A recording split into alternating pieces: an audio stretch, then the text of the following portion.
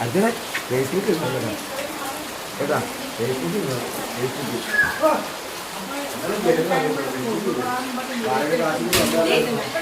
ഞാനിങ്ങനെ വന്നാൽ എൻ്റെ വീട്ടിൽ ഒരു കുറ്റും തടയാൻ തന്നെ വയ്യാത്ത ഒരു അച്ഛൻ ഞാനിപ്പോൾ